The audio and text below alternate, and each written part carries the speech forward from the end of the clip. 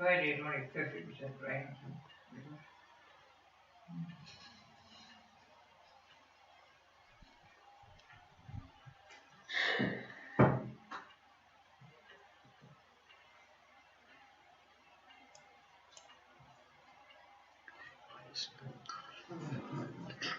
Looks up in stream.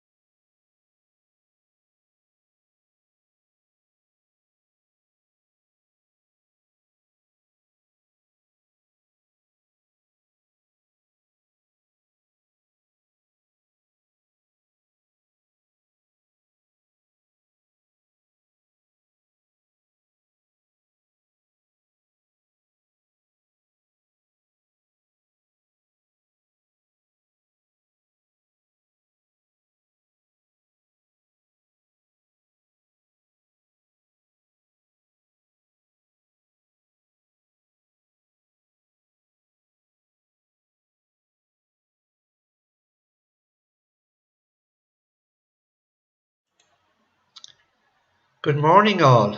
Now, I'm hoping that we haven't got a challenge and you're all going to say we have no sound. It doesn't look like we have sound. Why is that? Oh, that doesn't look good. That's a great start. We're going to do the same thing again today.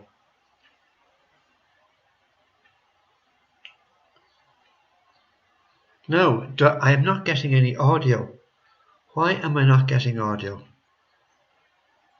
Oh, I see audio starting to come now, so that makes it was a bit slow coming, but I don't see anything flying across the screen yet.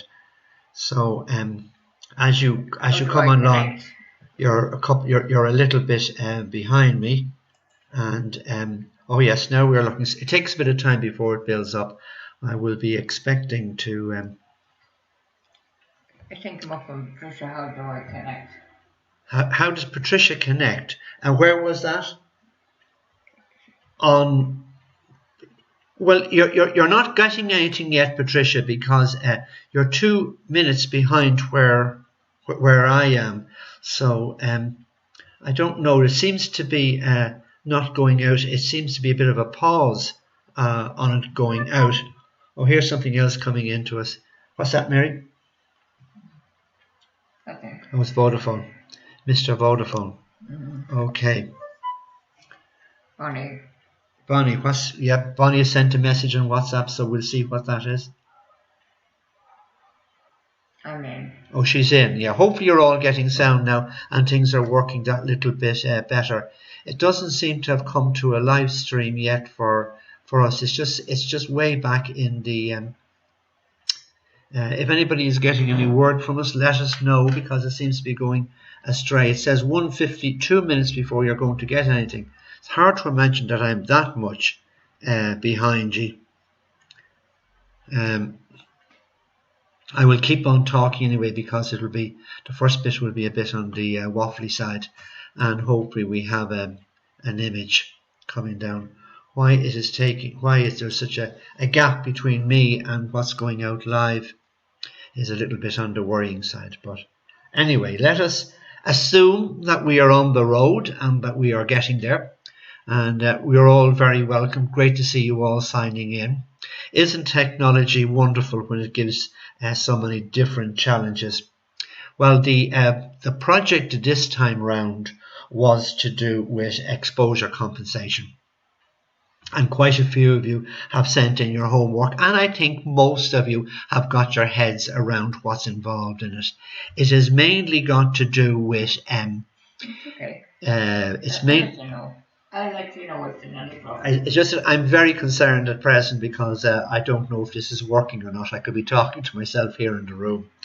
So the homework has come in from a lot of people, and I think you are all getting your heads around it. So what I'm going to do now is I will go slowly through all these things, because I don't want anything to be collapsing on me. Here we are again, giving us slow movement of the computer yet again. You should be coming on stream now. It's coming to 12 seconds is on what is where I am now on your screen. Okay. You are live, yes. Oh, good. That's good. I'm glad to hear that, because we're a couple of minutes behind, so we're in another challenge now. Okay, let's try this. Okay, now we're up and running. Yeah, I see the picture coming up. It's a good couple, 3 or 4 minutes behind what is going on. There is, okay. And it's kind of seems to be struggling to get itself out there. Okay, now let me see. Let's hope all tickety boo, and we will start talking about the last project that came up. I'm being very, very cautious here, because everything takes a little bit of time to come about. Right, so let's go here, and we'll have a look at the the project that we had to do. And this is what it's all to do with exposure compensation. And this is the little logo that very often appears on the camera to let you know what the story is and that you are using exposure compensation. So that's the first little image, one that you often see on your camera. And this is how it affects you in reality and where it really makes a difference. When you go to take a photograph, that's at OEV. That means there's no exposure value change. And it's just as the automatic of the camera, the automatic setting of the camera is giving you, right? And I have to apologize here now to people because I led some people astray. And luckily you got back onto me and I was able to sort it out. When I say automatic, I don't mean it's the automatic setting necessarily, because automatic works in automatic totally, does absolutely everything for you. When you are in program, automatic takes care of the bits that you aren't taking care of yourself. But you can't do exposure compensation normally in the automatic setting. It has to be in program. In aperture priority, it is automatic to a certain degree as well, because it automatically takes care of the shutter speed.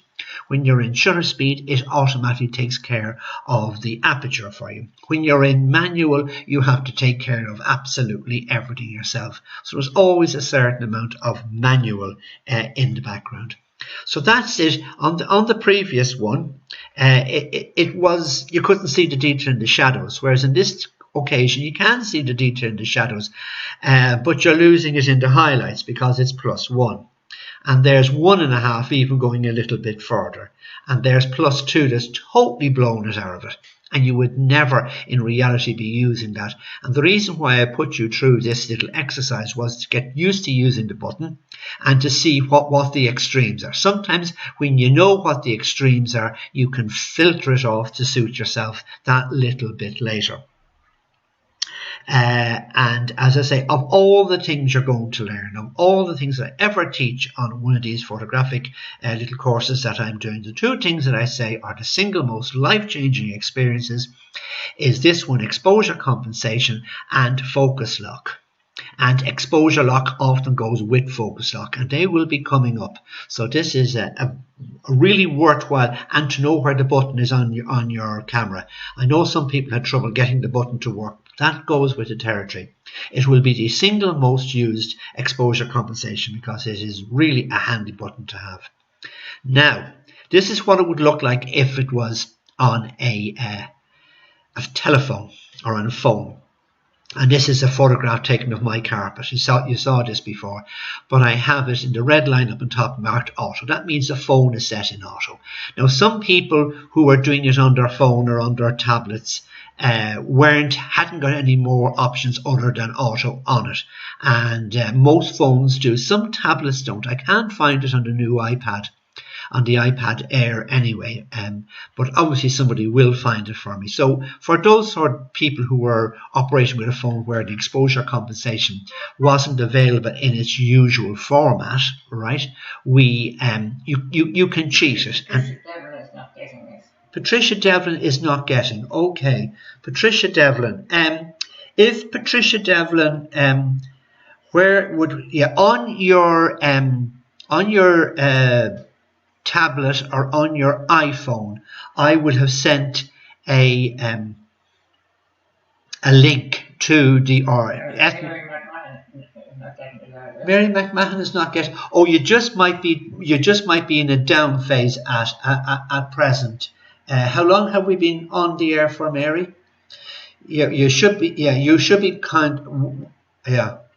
Hopefully it will come back right in a few minutes. Anybody else in trouble, let me know on the if you can do it on the chat, it's easier for us to see it on the phones so Patricia's not getting it. Patricia, on your go into YouTube, go into your subscribe to me, go into subscribers, come down to Peter Gallagher, and I will be there with all of the other bits and pieces. Or maybe you're having a difficulty like everybody else that they're not getting it. Maybe it's a problem with Wi-Fi. I don't know. I'll continue on regardless in the hope that things go forward for us, right?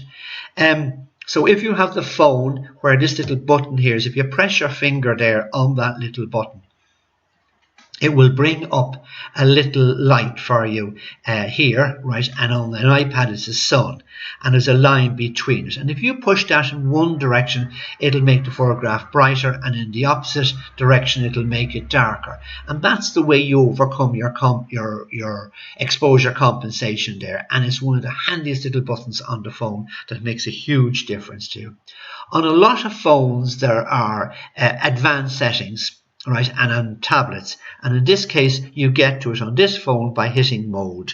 So if you hit mode on this one, you go into this sort of a screen, and lo and behold, look at the logo I showed you earlier on. The +-1 comes there. So if you hit that, you move into the next screen, and you get this with the plus and the minus going in either direction. Are we back?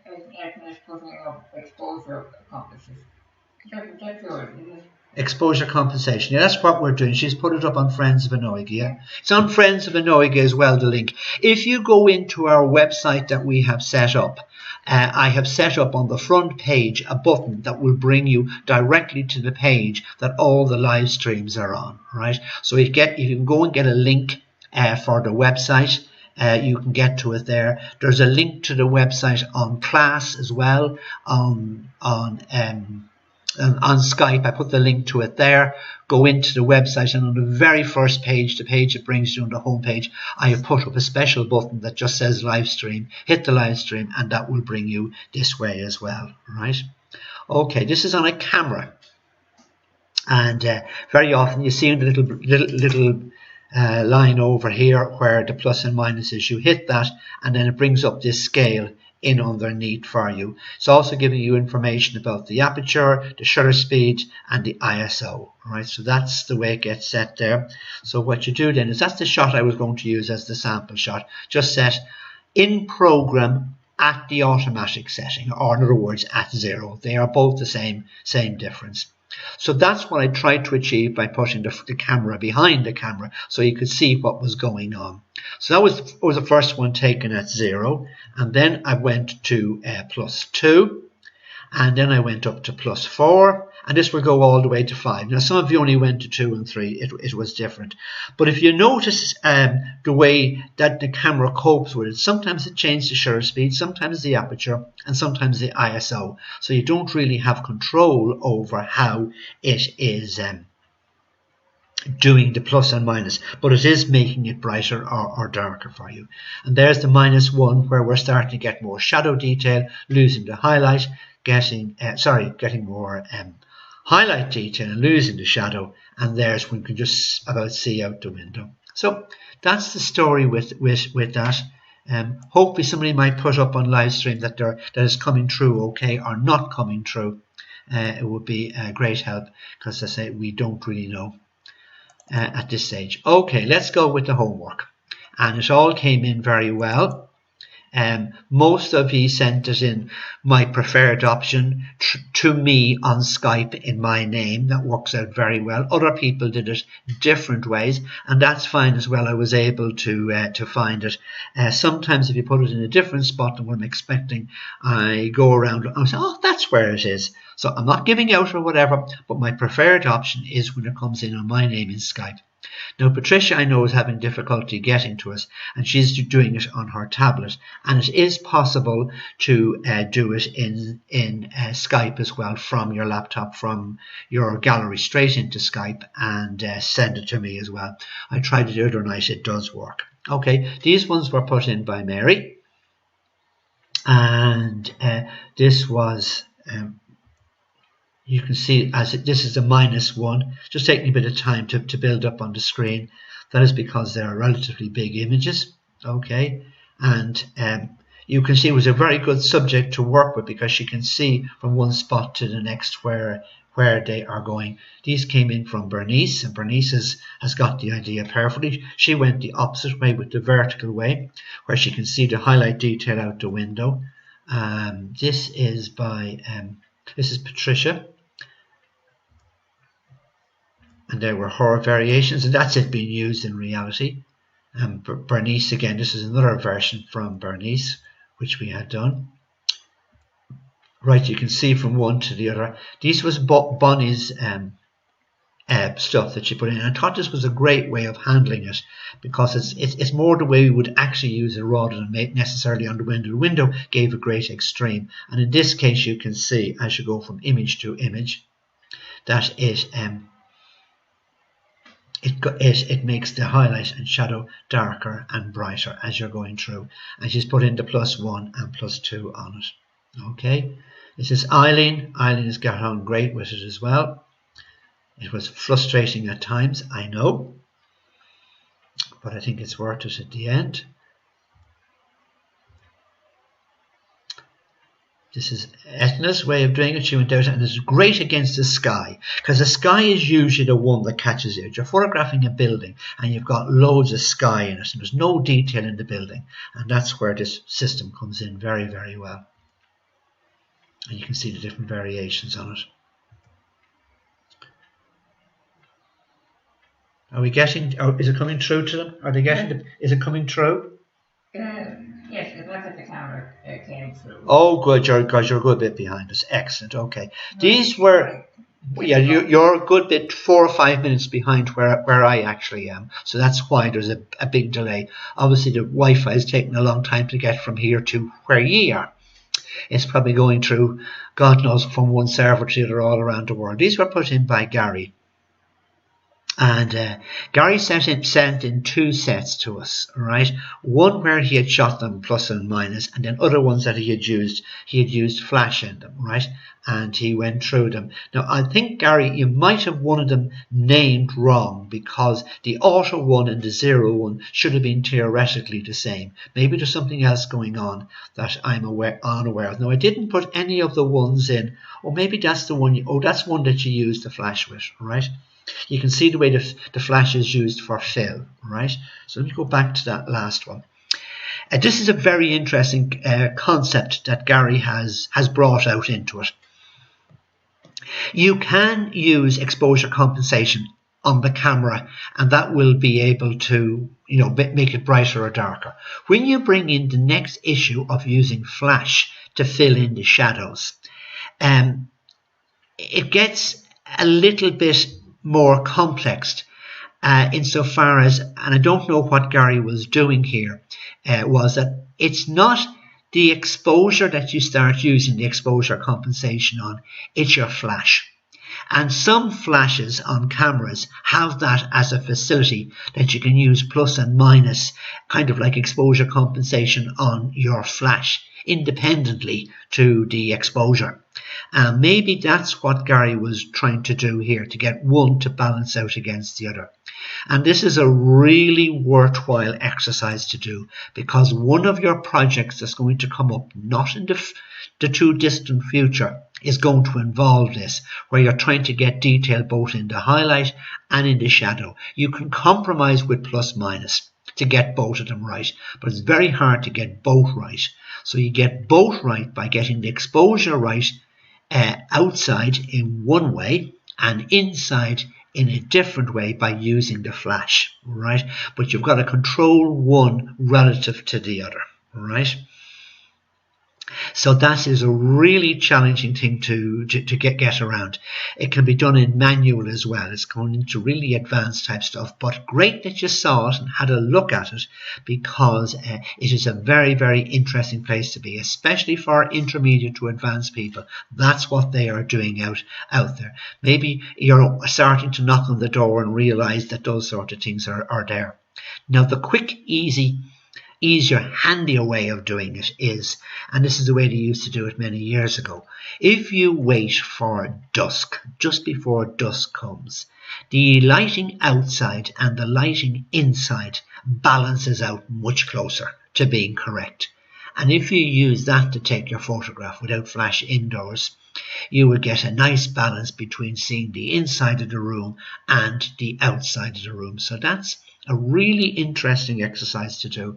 And Gary, I'm very impressed. I'm not it's great to do these things, even if they go wrong. Maybe I misunderstood what you had sent to us, but I'm not showing them here. Some of them, that's the only one I'm showing where he's got flash, right? This is Pat. And Pat got his head around it as well. You can see what's on the television there, and it's got shadow detail. It's got less shadow detail, but you can see more outside. And then you've totally lost the television. And he's back to +2 there. They don't necessarily fall in sequence when I showed them. Now this is Patricia. Hopefully we have found Patricia, and we have her up online. And when we're doing our little Skype groups with people later on, we can have a look and see what happened. You can always go back to the live stream afterwards and have a look at it. And when we were doing our little Skype little get together, Patricia shot this shot in her kitchen. Now she'll say she's had builders in, which is true, before the lockdown, and they went and left it. So that's why the reason that she was apologetic of her room, but that's beside the point. She took this photograph, and I didn't think the idea was getting across, because it wasn't very much of a difference between the bright and the darkness. But when you look at it more carefully, you see there's a big door on the right hand side, and that's leaving light into the shadows, right, which is working to her advantage. And then she went the opposite way, going much brighter and much brighter. And then this one was in by Susan. Now Patricia went practicing, and she tried it again, and she sent it in to us, and she got it in right, much more righter the second time, because it's only by making your mistakes that you learn it. And if you notice, one of her images that was meant for here went up on Friends of Anoiga, and she copped where she had sent it to the wrong spot, and then sent it to me afterwards. That goes with the territory. That is brilliant. That's great when we see those sort of things coming, because when we go to explain it to other people, we know what to say and what not to say, and the traps that they can fall into. Like the one, automatic is the famous one. Program is where the majority of you should be operating now, as you getting to understand your settings. And then, as I say, aperture priority and shutter priority. Manual only when you become really technically advanced, like in the one I was talking about, Gary's. And that could have been done in manual, but that gets quite involved. Susan has got the idea as well. You know, I have to wait for this to catch up. Now, the reason why it's taking me a bit of time here to go to... Oh, that might be... No, that's not the last one. I just have to wait for a few seconds. The images that you are sending in to me are the full-size images, not downsized. And when I put them into a system like this that relies upon a lot of catch up in the speed that the computer runs and the stream going out, it gives me it gives this little challenge here, because it was flicking through too fast, as will happen to yourself. So we will consider downsizing the images for this particular purpose. I'll probably do it when it comes into me, because this has now become an issue with it. Okay, so I got out of there. That was Pat. We were down here. Oh yeah, Susan was the last one that came in there. I might have gone a little bit astray. Okay, that is to be expected. Okay. Now, I was very impressed with you. You all did very well. I hope you got the basic ideas of it. Even if you didn't and you struggled with it, now when you go back, you've got a better idea. When we come to our small little groups, our little Skype groups tomorrow and on Friday, if you have any issues or problems with this, you can have a word with me. I didn't show everybody. Some of them aren't actually there, so don't worry. They're all more or less operating in the same way. Right? Now, what I had hoped to do the last time, and it didn't work for me because of the amount of power the computer needs to be able to run, was to go through some of the images that came in from the best of the best. And I was going to show how we modified them and changed them. So I'm being very slow and patient here, not having Photoshop open in the background. Hopefully it'll open, because it's a fairly intensive. Right, okay, that's working. Don't rush things, that might all crash on you. File, open. Okay. and we've all been through this system. The idea for using the desktop is that the AA folder sits there, but I have put it into temp PS. I put it just that it's sitting on it, and there's Etna's photograph. We will go with Etna's first and see how we get on, and we open it in Photoshop. Okay, when it's open in Photoshop, that's the image that she sent in to us. So just put that over there, and well, the first thing you will always do when an image comes in is you will do your levels. So Control and L is the shortcut for it, and the histogram is perfect. It's right across the board. Right, there's nothing you can say that's wrong with that. Technically, that is correct. But the image needs a little bit of punch. Alright, so we pull them in on this inside to give it a little bit more contrast, right? And then you can brighten it and you can darken it, and it's giving you different variations on it, right? But we go really, really, really, really, really, really, really dark. Look at what it does to the sky. Alright, so you bring it there where we like it in the sky to give you a respectable sky in it. So that's where I left that. Okay, so I said okay to it. Now the next thing that I did was I went to go to do the crop on it. So I brought up the crop tool, and we'll just take no actual value of, we'll take, and it's in no ratio, it's just the thing. All right, and then what I did was I moved it around. Actually, I did this earlier around, and I moved around and decided where it would look the best, trying to get the horizon kind of sitting on one of the of these lines here, right? Kind of getting it down to the really maybe to about there to get it right, but you want a bit of the ground in the foreground, so I put it about there. Okay, and that's what I went for the crop. And you're going to say, "Oh, come a big quite bit in the top." I know, it'll be sorted, right? And the next thing I went and did was I went through here and we got the we all do forget, don't we, history brush. Okay, and why is it not accepting the history brush? It's not accepting the history brush because of the crop, I would say. So go back to levels and history brush. Okay, it'll accept the history brush now. That's because it was being contrary. Right? When I was actually doing it the first time round, I cropped it first. It was a week or two ago, so one very hard to remember where one went back to. Anyway, you've got control over the opacity of the history brush and the flow of it. So if it down there is about 30, you can make the circle bigger and smaller on it by doing that to it. Now, if you just rub it over the area where you've lost all the detail from, you can start bringing that back. All right, because the stuff that was there, you would have liked to have had, wouldn't you? Okay, see the way it kind of comes back? Okay, something like that. Now you can play around and you can do all sorts of things with it. Okay, so that's maybe a little bit more here. We get the reflection now coming in here. Now you can, if you had more and more time, you could do more and more with it. I'm going relatively quickly for it, so we were very happy with that. Let's say now I can crop it so the history brush won't be giving us any trouble. Now I want to get it. Oops, that's not what I want. Control Z will bring it. Now I wanted to get the horizon to be down there on one of the thirds, kind of, you know, and also give it a little bit of space down there at the bottom. So I went for there. Goes across this way now. Whoops. To about here. Oh. Now it's right. Okay. So I agreed with that. Okay. Now it's not got the sky up on the top. So what I went and did was we get our rectangular tool and we put it here and we bring it down to near to the horizon line here.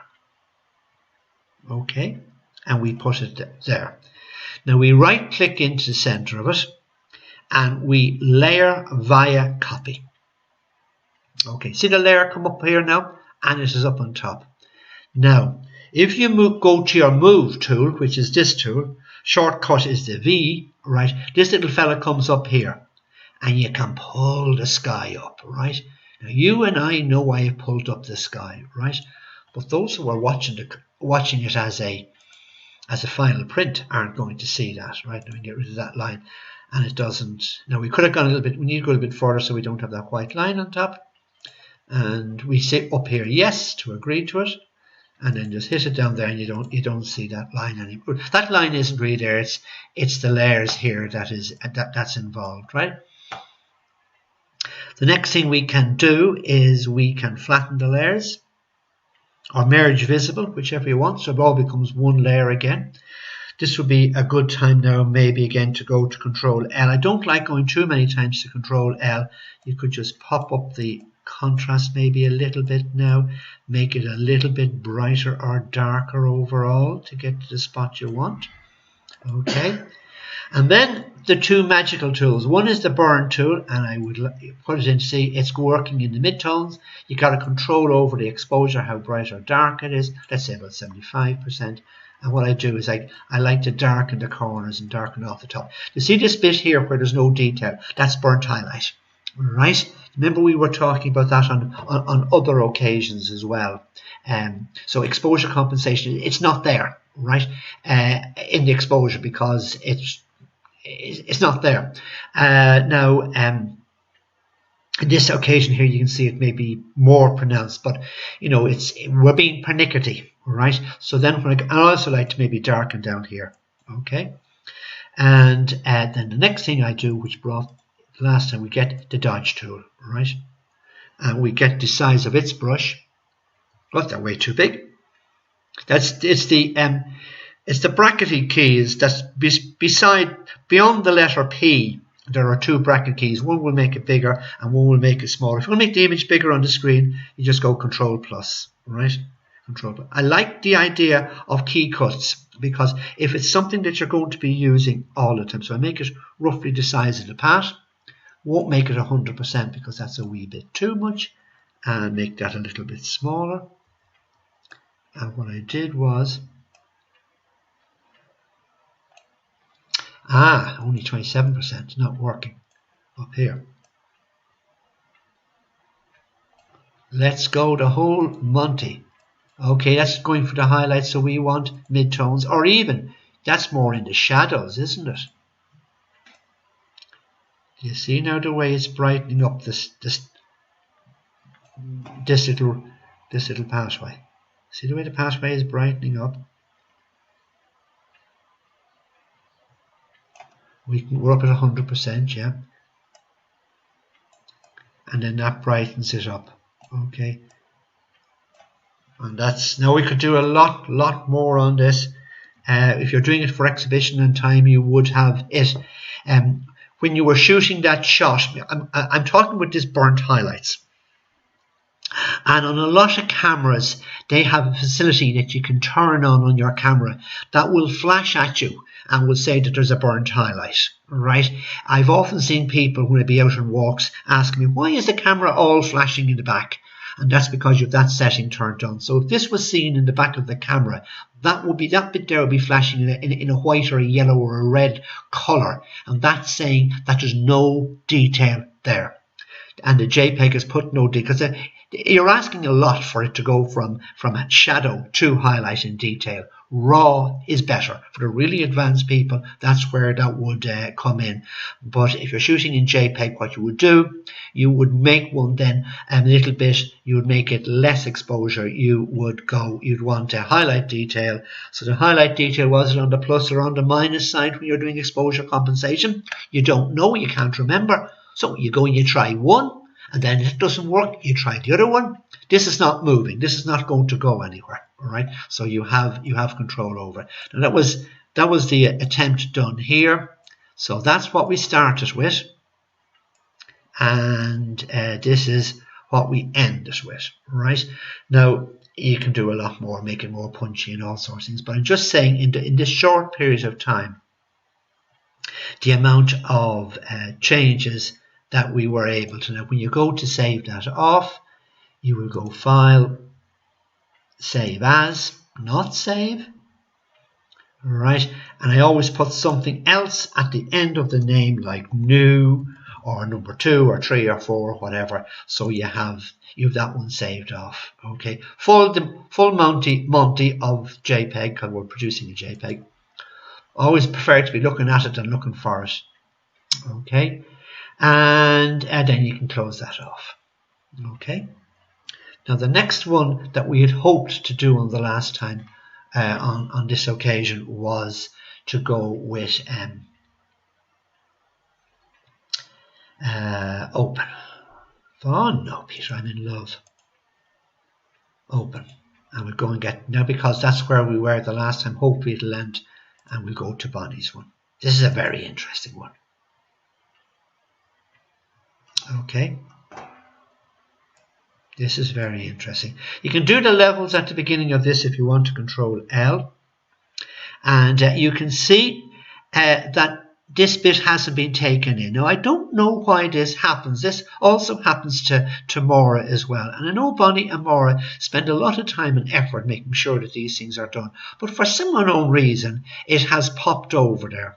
I don't know, but that first bit there, you can see the movement. I'm also making it darker because the two of them move there together. And push this one. Don't push it in there. You'll end up with burning highlights as well. Remember those awful things I'm talking. You can push it only a little bit in, right? But this can go in all the way to the mountain because the exposure is just a little bit off to one side, not too much. So then you can make it brighter or darker within that. Okay, so let's just assume we go for there, right? So that's come from that to that. Okay, so that in itself, that only took 2 seconds. Now, I know Bonnie has done this, and I don't know why it has fallen out, because it is the thing that you do on every single image you're going to put into exhibition. You always do levels, so that is taken for is a taken. And you now, from now on, when you're putting your homework in, I'd like to see you the quality of image for the homework.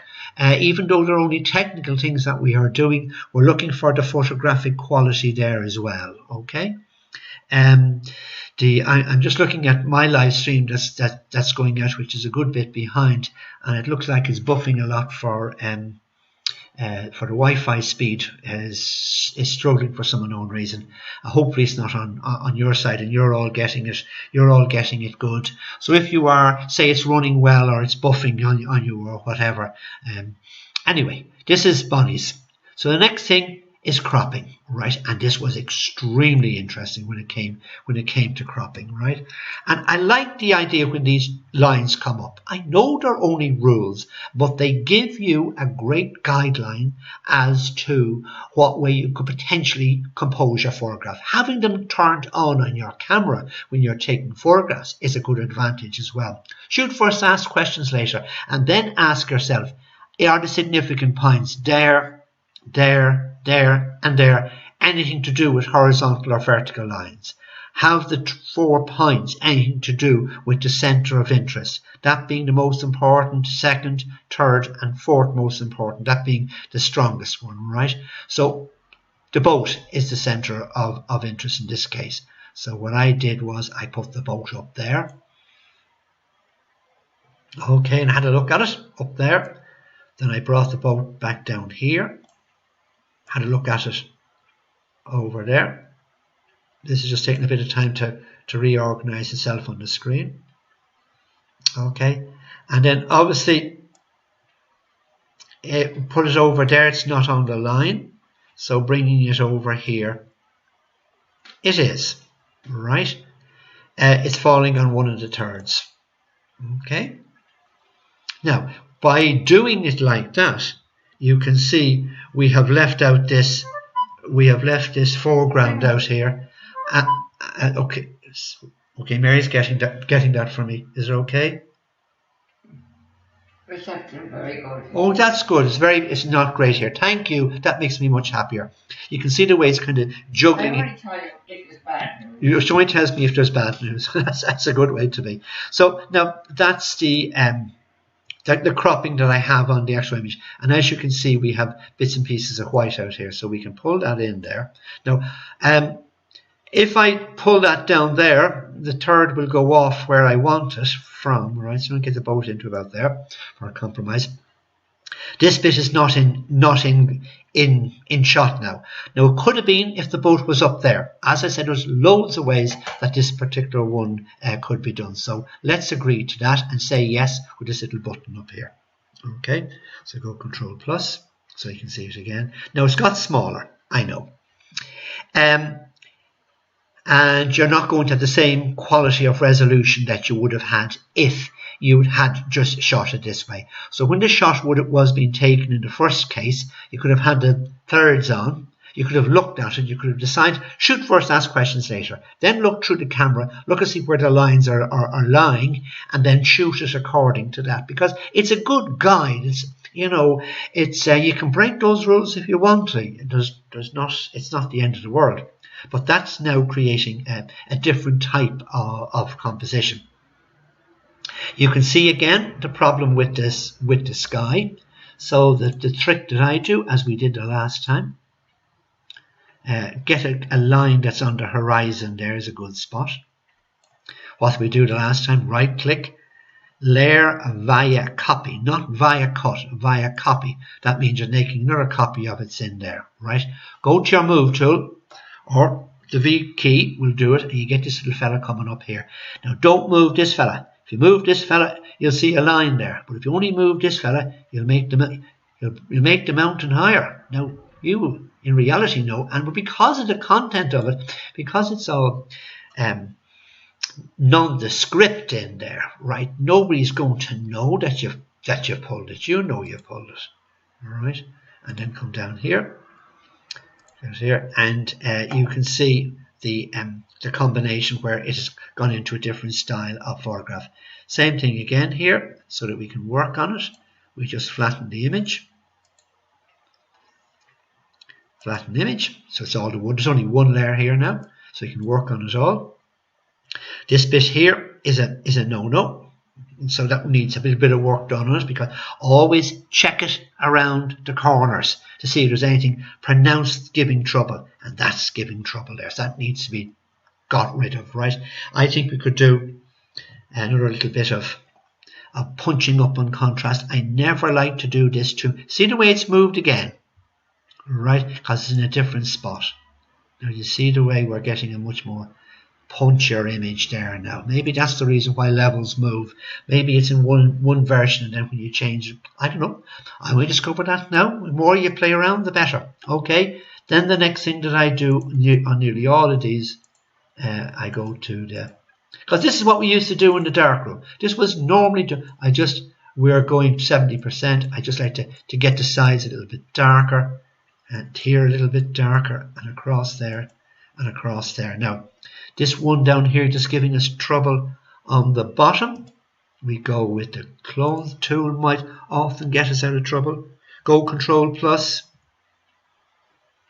Put your finger on the shift bar, and it pulls up the hand so you can pull. Now there's a lot of noise in that, and it's kind of starting to pull asunder. That is because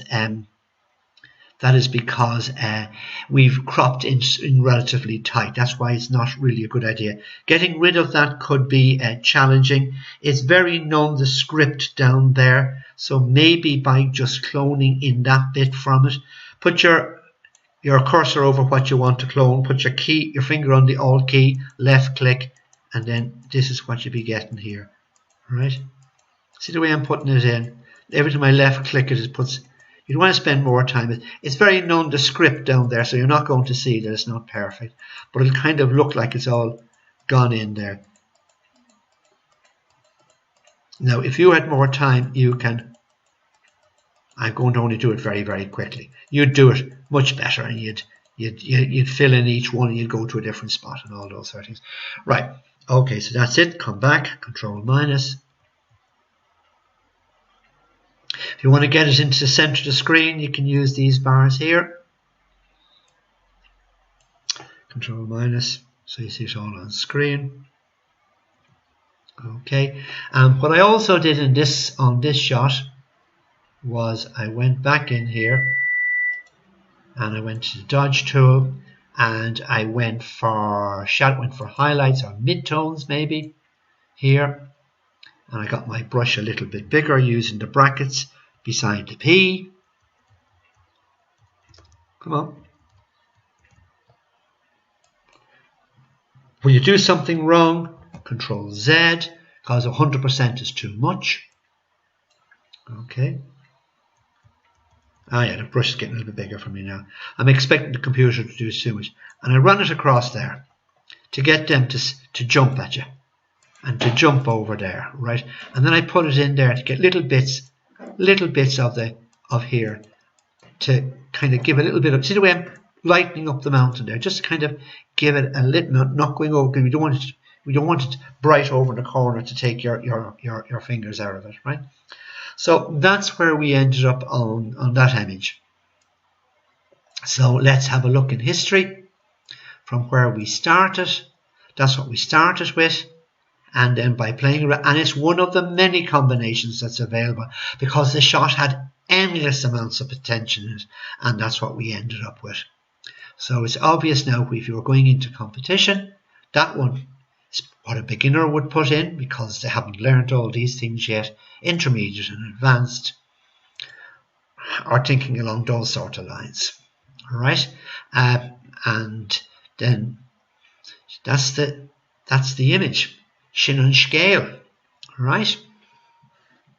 So I hope you got now same thing again for this one. If you want to save it, file, save as, or and I always put something after it. New is what I say, or whatever. So it's different from the other one. So you still have the original, because you cannot, if you want to go and do something else to any of these, you have to have the original.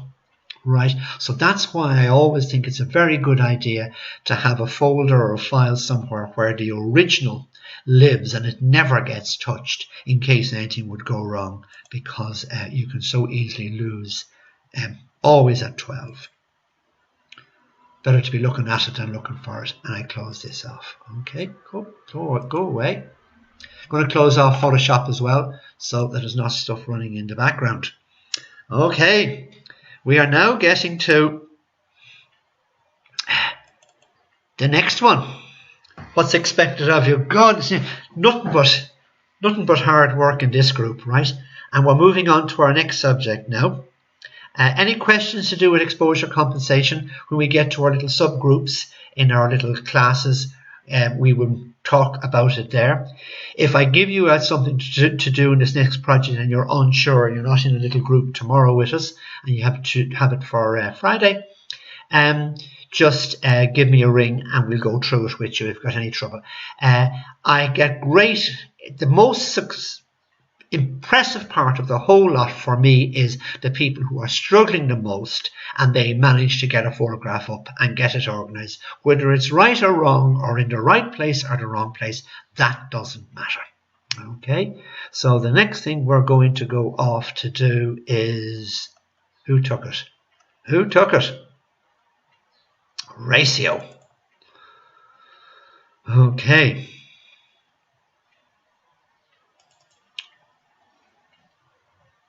Now, ratio. Ratio doesn't sound the most exciting topic to discover, but it's... How much is time for Mary Matt? It was on the P mode. It was on the P mode. Oh, it was on. Yeah, it was on program. Yeah. But probably on her camera, right? Okay, that was for the image. Yes. Oh, that might have been. But Mary Mac. Okay, right. Okay. Anyway, this is ratios, and I suppose where you most see it is in old-fashioned televisions and the television we have now, right? The old television used to be in a ratio of 4:3, whereas the new televisions are all in the ratio of 16:9, right? And that isn't inches, millimeters, centimeters, miles, kilometers or anything. It is a ratio. So it was 4 units long by 3 units high. This is 16 units long by 9 units high, right? And it does affect us. And I know one night when I was down at a judging, and I've seen it happen where the photograph doesn't fit into the image that you want it to fit in because of aspect ratio. And it's one of those settings that's on your camera. And like the way I've got you to exposure compensation, the next one I want you to bring you to is aspect ratio. Okay, I have to make this smaller before it'll change on the screen. Okay, if you go into doing it on a phone, right? You go into what's called picture size or camera settings, and they have it under picture size. The big difficulty with an awful lot of these things are that they call it by different names and puts different numbers in and confuses you. And just because I said it, say, but it's not there. It might be that I said it wrong, or your chappie might be having it in a different sort of a way, in a different sort of a place, because they keep on changing these goalposts and you never know where they're going to end up. But they're basically the same until they confuse you and they're in a different spot. So if you're on a phone, go into, this is a part of settings, camera settings, picture size. So go into picture size, and when you get into picture size, you get something like this put up in front of you, right? And what it's actually saying here is telling you a couple of different things. It's saying that it's an 8 megapixel setup. Your camera is shooting at 8 megapixels, right? And this is the rear camera, and that's not the one that does the selfies. That's the one that goes out that you take your photographs with, okay? The other camera has a set of settings as well. So it's 8, and the ratio is 4:3. It gives you another one here that you can go for, which is only 6 megapixels, smaller. And its ratio is 16:9, right? It's also telling you other information here, that in the 8 megapixel, that is 3,264 pixels by 2,448 pixels. If you were mathematical and add all of the, multiply them together, you get close to 8 megapixels. Not exact, but that's where it comes from, because that's what it's made up out of. And that's the way it's made up out of on this one, and likewise all the way down. Sometimes when you're talking in resolution and whatever, they give you this value. Sometimes they give you this value. All right, just to confuse you. But also there's another one down here at 6 megapixels. And it's 1:1. So obvious, the number of pixels high by the number of pixels wide are the same.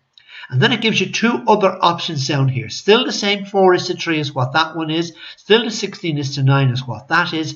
But look at how the image becomes smaller. 3.1 megapixels and 2.4. My argument is always to shoot big. Look, they're looking at it and looking for it. It gives trouble when they come in to me and I have a computer that's trying to run a whole load of things at the one time for the homework. Well then, you can see why you would want a small image. But for the majority of stuff that we're doing, you can always make a big one small. You can't make a small one big. Right? So that's the way it appears there. On the backs of cameras, it often comes up this way as aspect ratio, right? Now these two things, aspect ratio, quality and image size, are all first cousins, I wonder, and they're all interrelated, but they're also separate as well. They are separate issues, and sometimes they mix the two of them together, and I'll show you that in a few minutes. So it's aspect ratio you're looking for on your camera, and you will find that in the menu. All right. If you can't find it, put the make of your camera into YouTube and say aspect ratio and your make of your camera, and it will bring you automatically to it. All right. So I'll make that again. So this is the camera that I have here, and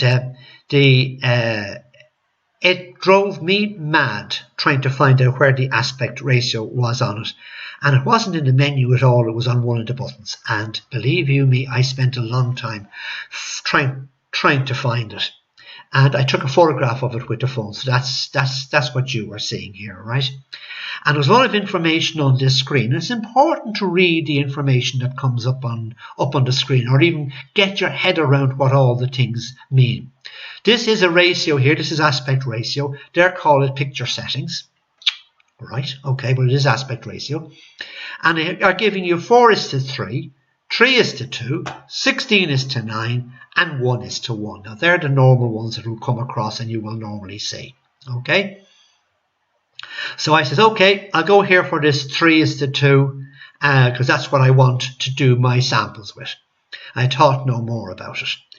And I should have had more sense, and I should have noticed that I was wrong. Right, and the giveaway was this number here.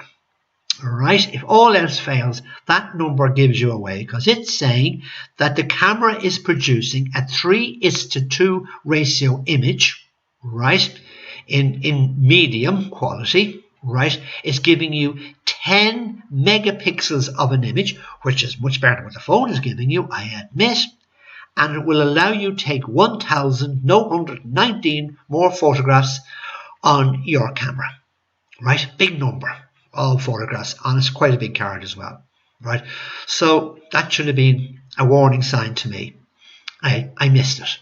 So this here is saying what it's actually doing, 3:2 at M.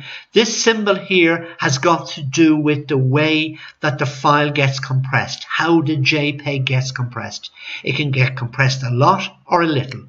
It is always best to compress it a little. Better to have it less compressed than more compressed. Right? And then these were to do with the metering system, exposure compensation, which we are going to use. Right?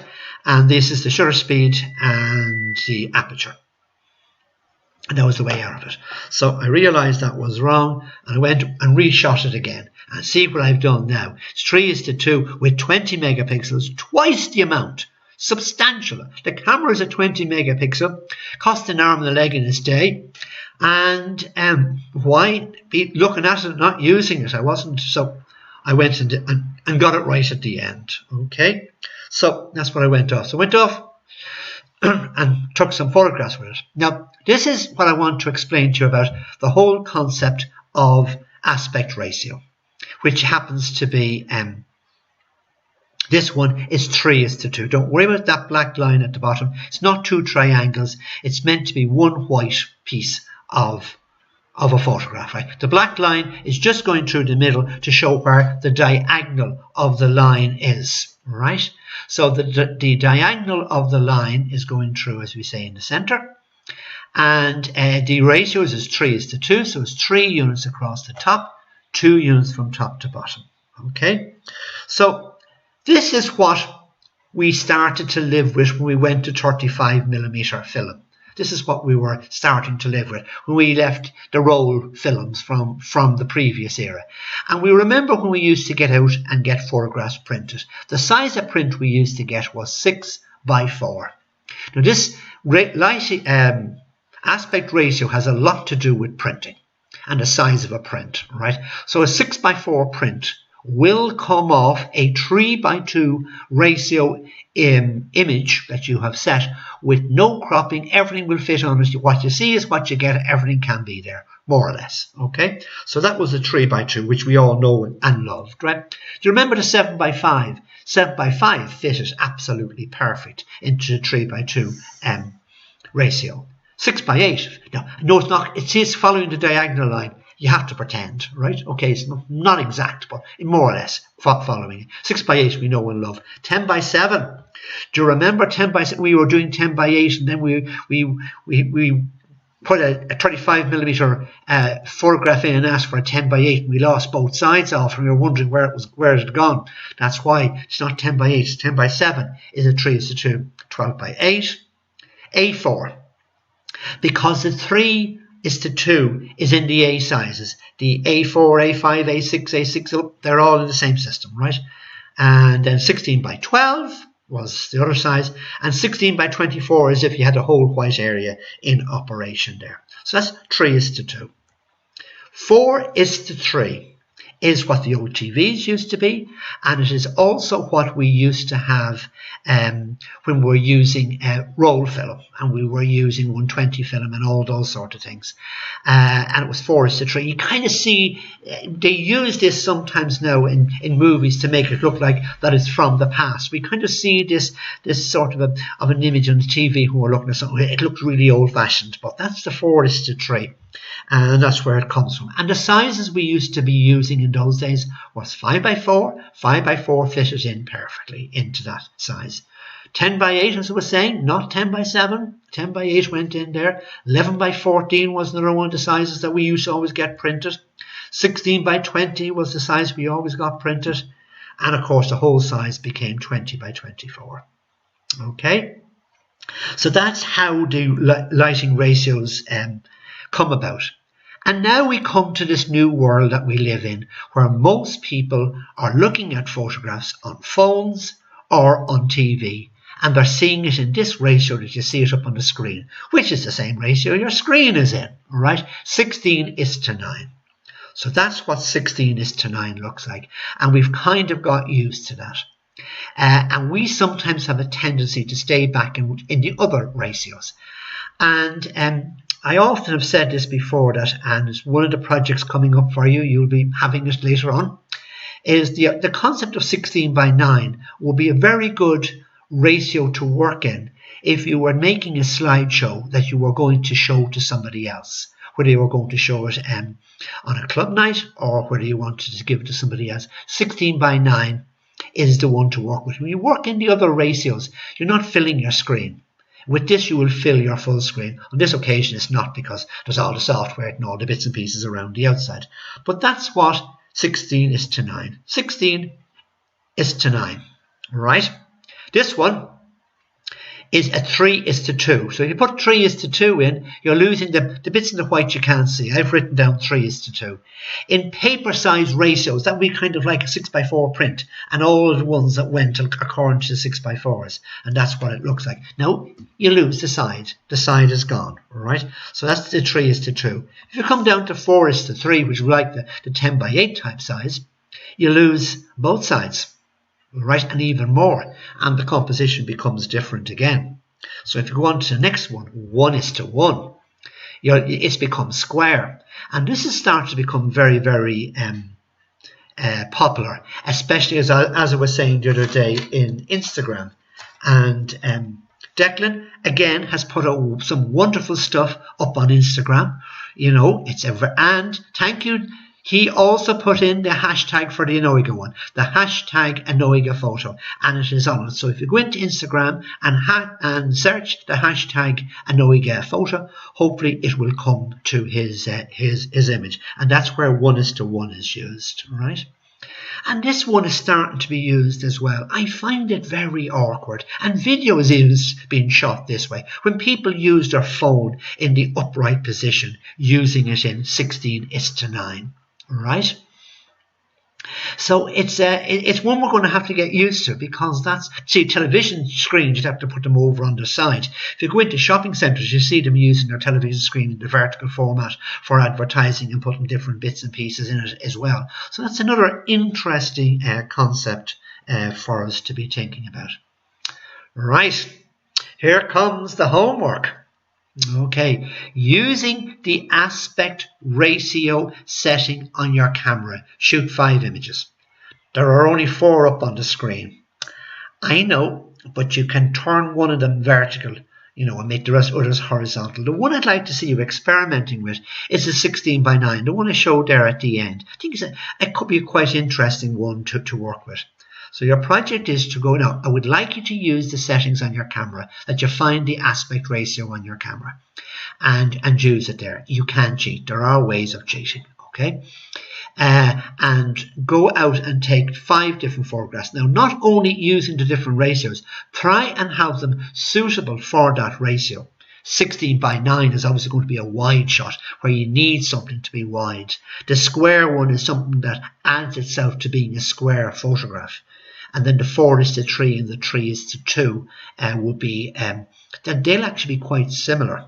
But you might find one of them will be better for using in a portrait type system. I leave it totally up to yourselves. But when you go to send the images in, it's not just good enough to have the ratio on it, like where you got away with the exposure compensation, where you got the technical aspect across. This time we need a photographic element put into it as well. You know, if you've got your Photoshop, put it through your Photoshop system. If you don't have your Photoshop system on and you're using an iPad or whatever, put it through the software that's on the iPad or on your laptop or on your phone. That will brighten and darken and send your stuff in. Send it in the usual way. To me on Skype. If you have that open to you, you can email in, you can use all your methods as well if it gives you trouble, but that's just the way that is working best. Those of you who can get to the website, I have put a new, if you go to the website, the first page has the link to the live stream, which you, if you have it up on your laptop, and if you can put it up as a bookmarker. I've been showing some people how to put up a bookmarker. If I haven't done it yet, which when we come to our little subgroups, we will put it up. And you have the website up, and it will pop straight to the, you can go into it and then go to the live stream section and go to it. You won't have to be waiting for the link to come to you. Some of you, a lot of you are working off the screened system, subscribe system that is in YouTube. Definitely doesn't have 1-to-1 ratio on my full camera. On her full camera. Okay, might not. Well, then you'll have to cheat. You're allowed to cheat on that one. Okay. Now, how are you going to cheat?